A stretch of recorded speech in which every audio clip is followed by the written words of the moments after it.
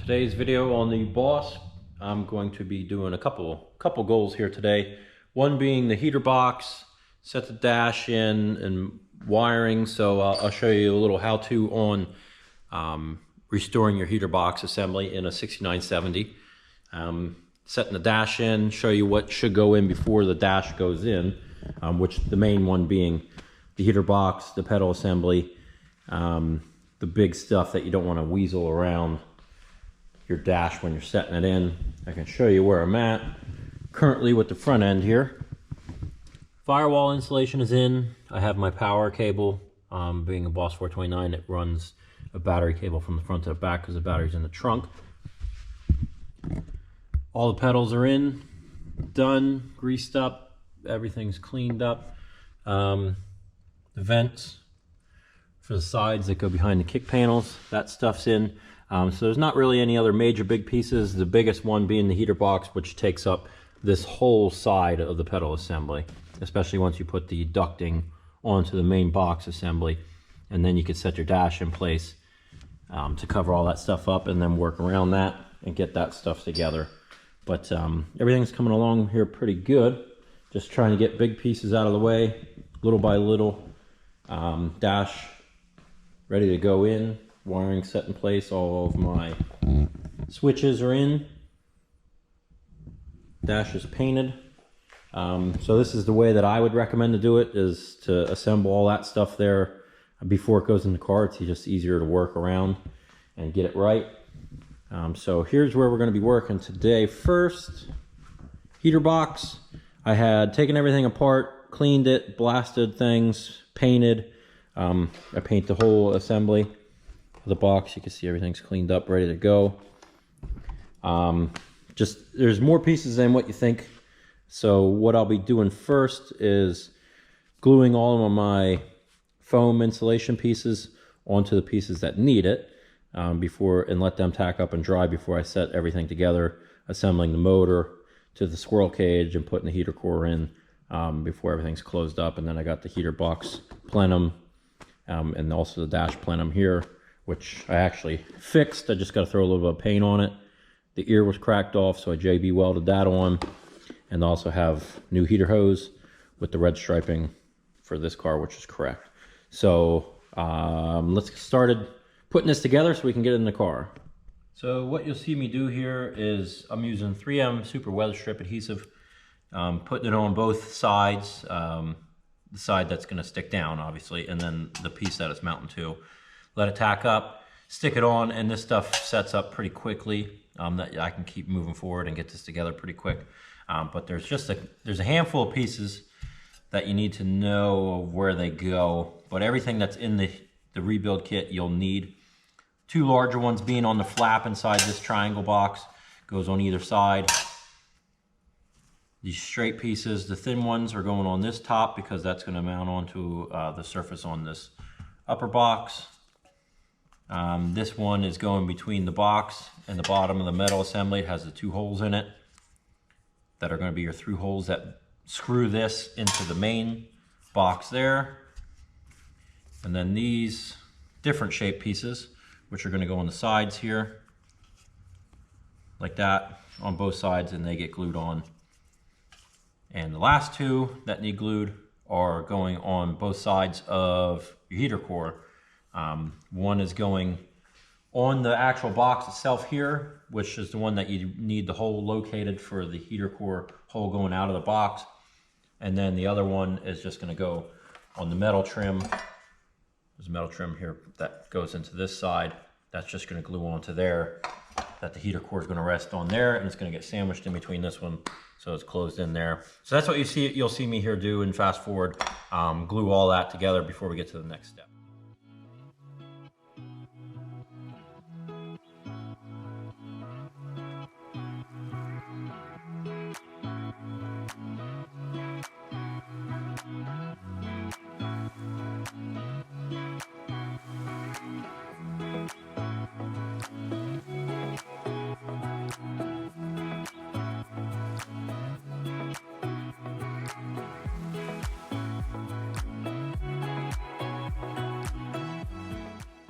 So the next two pieces that I'm going to do here. I'm going to put the heater resistor back in place. If you're not sure how it came back out, because you can reverse it, the 3-prong on the top side of the housing, and I have the original clips. They luckily came out, 3 out of the 4 that are in the heater box came out nice. Ready to go. And then putting the motor back on to the plate. There is a, it's more like a rubber type. This other stuff is more like a foam that's all in this kit for doing your heater box. This is the small rubber one. It goes on the prongs here,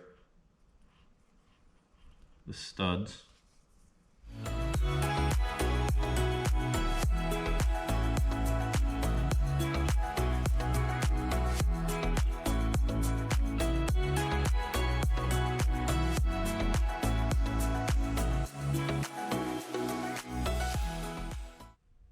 So before I put it on, I'm actually going to put a layer of strip caulk, stretch it out a little bit so it gets smaller, just to seal this off good, because there was a little bit of something in between it.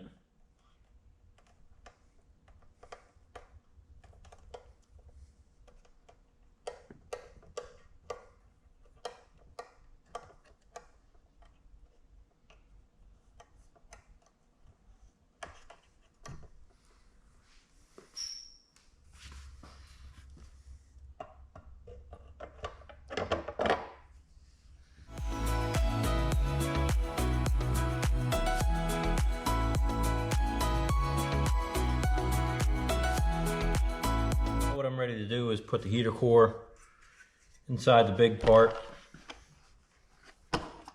Just sticking the top line through the hole. Set that down on top.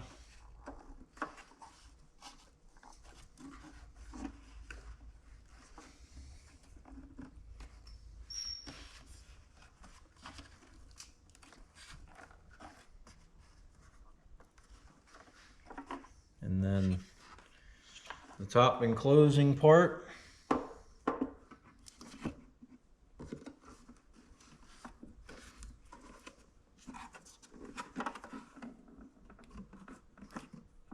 Come on.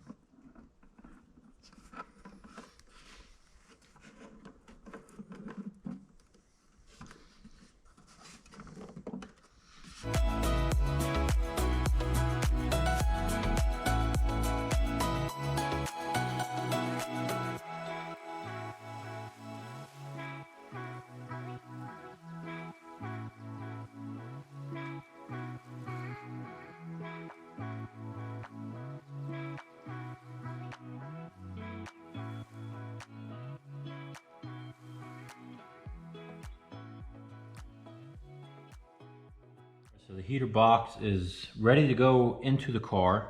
Made sure all my levers work for all the flaps inside. And I think this is pretty cool. Whenever I cleaned it and painted it, I taped off the part number that you can read clear as day right there. It still has the marks on it. It still has a mark on that plenum from factory. And then the one thing that I couldn't save, but I redid, was there was a mark there on the outside of the box, which I don't know if it's a check mark or if it's a 7, but I took pictures of all that stuff before I take it apart.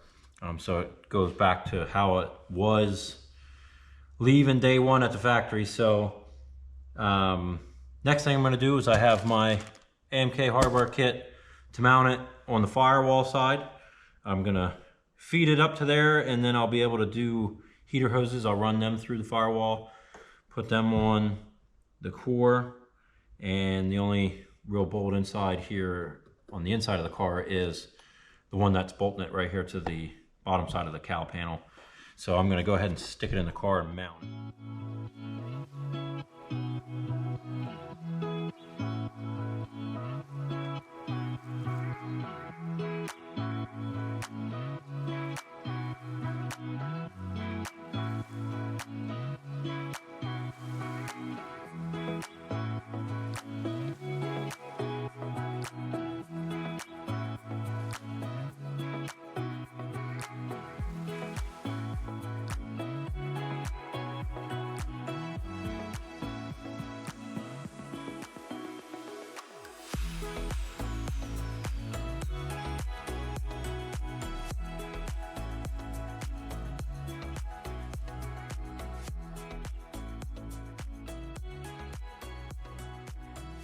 So just to bring you up to speed here, I jumped ahead a little bit.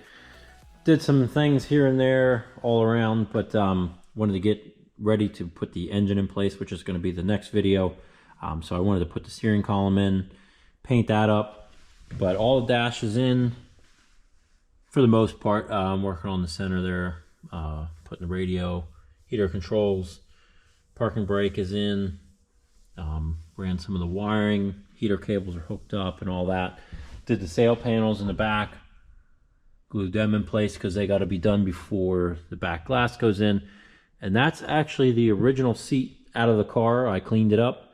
There's no rips or holes or anything in it. It's like there's no one ever really sat in the back end of this car. So that's going to work out nice.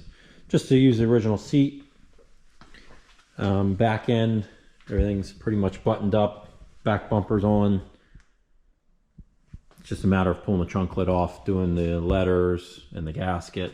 You need to put the decals on. And there's also a light that gets mounted inside there. But battery tray's in. Spare tire hold down on that side. Wiring is somewhat ran. I just don't have it clipped entirely in place. And up front, just to get ready for the engine, I didn't want to have to work around the engine, so I wanted to button up a lot of engine bay parts that are all around that are going to get tight here once I set that in place. But I put the upper control arms in because the bolts are, the nuts are on the inside, so that might be a little snug to work with afterward. But everything on the firewall is ran through. I have the brakes, all the lines hooked up at the distribution block there. You can see all my steering columns hooked up. I just set the bracket in place for the clutch rod. Master cylinder's coming back off to get bench bled and whatnot, and I think it actually needs to be moved to clear to drop the engine in. I just wanted to tighten the lines at the proportioning valve and just have them run up to where they need to be. Set the oil cooler in place, power steering cooler in place, which I might just have to move the power steering cooler. I just wanted to make sure I had everything for that stuff before I drop the motor in. So the brackets are snugged up. They're a little bit loose, just so I can wiggle them around if I need to get it set in place. But engine bay is ready, so that's going to be in the next video. I'm going to take the engine here, hoist it up, set it in place. I'll probably actually use my forklift just because it's a little heavy for an engine crane to hang that much weight up high. So I'm going to use the forklift, I believe, to lift it up, put it in. I'm going to take the transmission off, though, to make it easier on myself. So that's going to be all for the next video, setting that engine down in place, which is a pretty exciting moment for this car to get it mated back together. But that's going to be it for this video. Hit the subscribe button if you're not. I appreciate you watching, and lots more videos to come. Thanks for watching.